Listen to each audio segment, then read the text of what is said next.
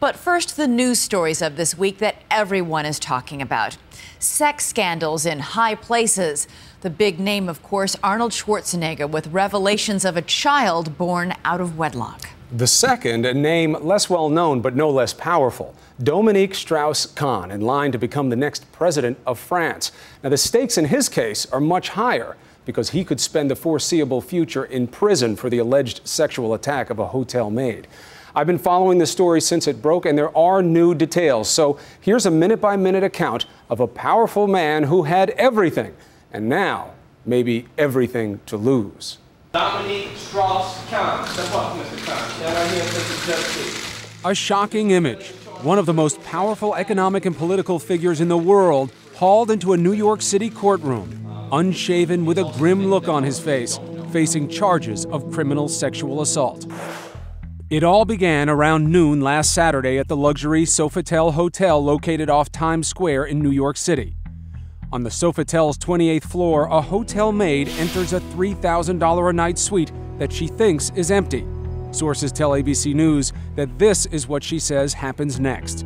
She leaves the door open and begins cleaning the room. Suddenly, she's surprised by a naked man who emerges from a bathroom and forces himself upon her.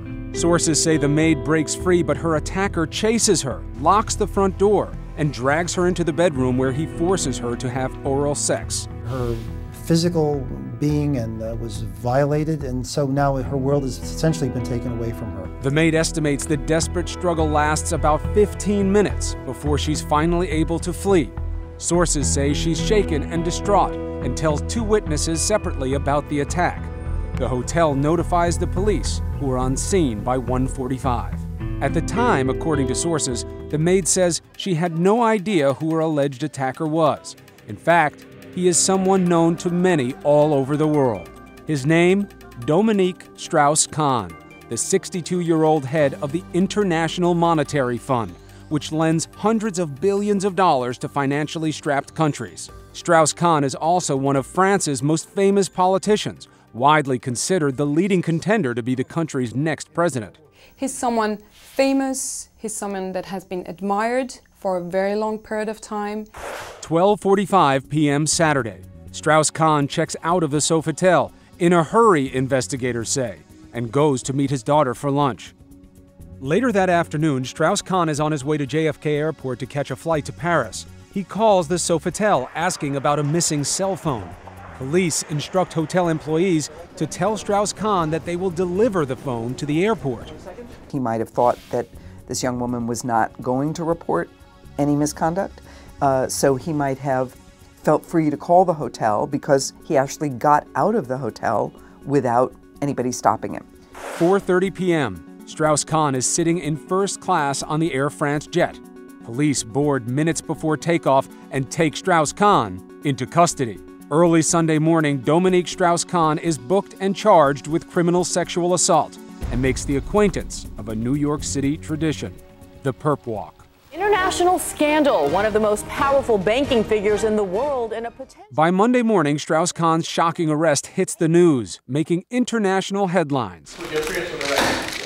10:50 a.m. Strauss-Kahn enters court for a bail hearing, still wearing the clothes he was arrested in. The defendant restrained a hotel employee inside of his room. He sexually assaulted her and attempted to forcibly rape her. Bail is denied, and the defendant is incarcerated in New York's grim Rikers Island jail. Meanwhile, details emerge of Strauss-Kahn's reputation as the Great Seducer. He recently admitted to an affair with an IMF economist, but much more revealing is the allegation of a French writer, Tristan Banon, who says Strauss-Kahn sexually attacked her in 2002. One woman who stands by his side, however, is his wife, Anne Sinclair.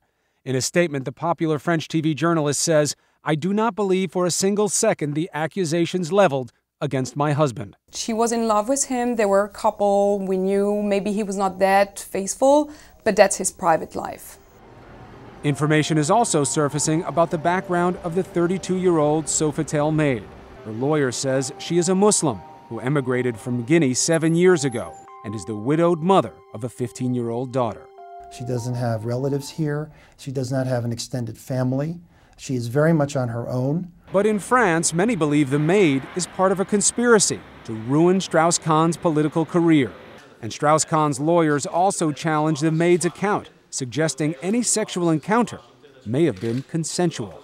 The forensic evidence, we believe, will not be consistent with a forcible encounter. It's always, to me, having worked on behalf of women who are victims of violence for almost 40 years, that it's sort of an offensive way to portray her. But ABC News has learned that evidence, including forensics, hotel electronic card key records, security cameras, and interviews, support the victim's claim of having been attacked in the room by Strauss-Kahn. There was nothing that took place in that hotel room which in any way could be construed as consensual in any manner. A grand jury apparently finds the maid's account compelling. A 7-count indictment is returned, including crimes of attempted rape and forced sex acts, some carrying sentences up to 25 years each. By Thursday, the strain of spending 2 nights in Rikers Island jail, even in protective custody away from other inmates, shows on Strauss-Kahn's face. He is placed on suicide watch. Thursday afternoon, a crowd gathers at the courthouse for Strauss-Kahn's new bail hearing.